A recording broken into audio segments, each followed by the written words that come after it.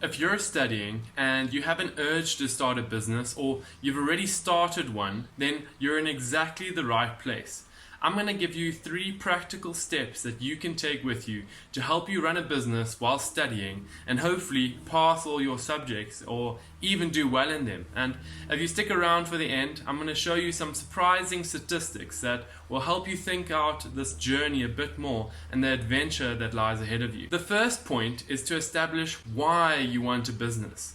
Running a business and studying at the same time is no easy feat, and there's going to be plenty of challenges ahead of you. But the most important thing starting off is to understand why you want to do it.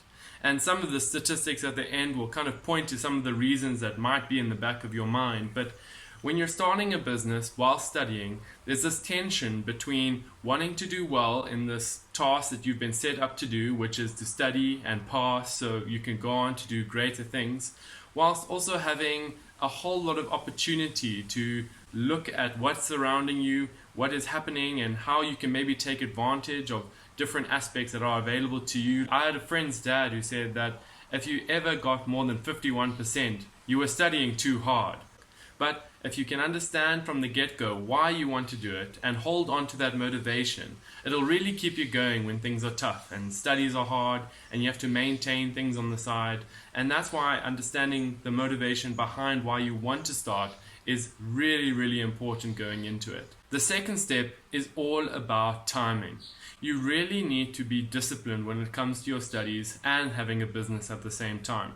And what that looks like is actually having a scheduled timetable where you can figure out what time you're going to allocate to your studies and what time you're going to allocate to this venture of yours. And there is going to be some tension between that because you might be in class and you won't be able to fulfill a customer order or answer a call that you're getting. But that's the kind of tension you need to play with. For every hour, maybe you dedicate 45 minutes to studying and 15 minutes to your business. That's the type of discussion you need to have with yourself, and you need to set out realistic boundaries to understand how much time are you going to allocate to this and how is it going to look like when it comes to finals where I need to spend a lot of time studying and there isn't much time I can spend on my business. What will happen then? Who will be responsible for that?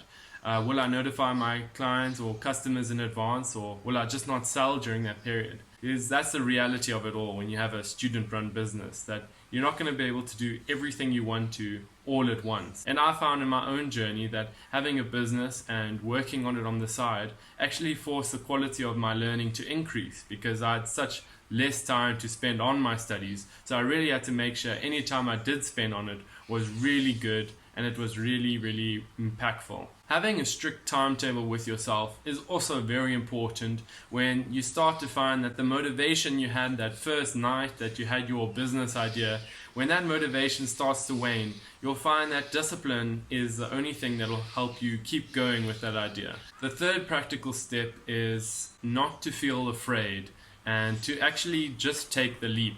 Studying is going to be the only time in your life where you will have this huge amount of time and the least amount of responsibility and risk. I'm hoping that you don't have a mortgage or a family to support.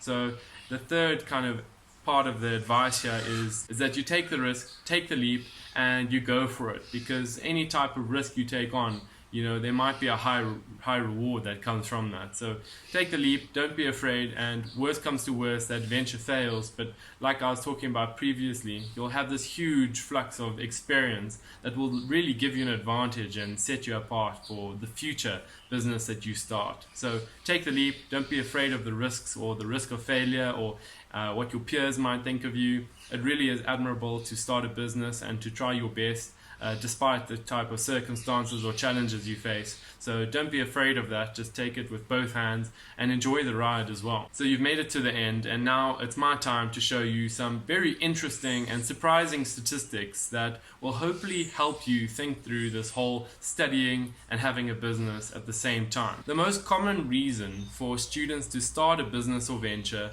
is at 60% financial motivation. This is followed by the desire to pursue a hobby or personal interest at 59%, and at 32%, the intention to gain work experience. And last but not least, 23% of students decide to start their own business because they wanted to pay off their student loans.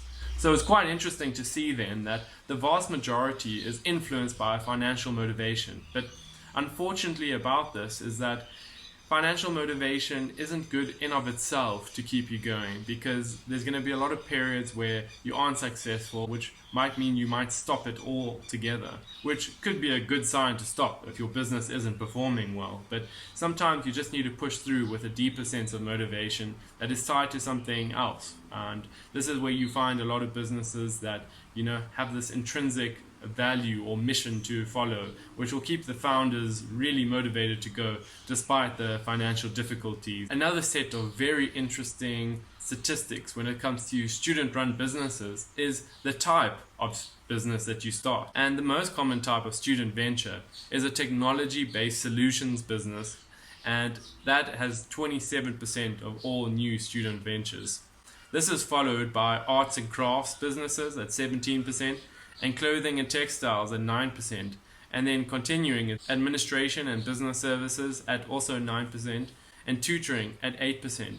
And this is followed, last but not least, charity, voluntary, or social work at 7%. So it's interesting then to see the vast differences in motivation with students when it comes to starting the businesses, and also the vast differences between the types of businesses that they're starting. But the main lesson we can take from this is that there's room for everybody, despite what you might think on campus looking at the flashy technology-based business, but there really is room for everybody. So if you're feeling motivated and you really want to take the leap, then I encourage you to do that. There's nothing really stopping you, and you can take all the risk, and there might be a lot of reward that comes with that. So don't be afraid, take the leap, and kickstart your life.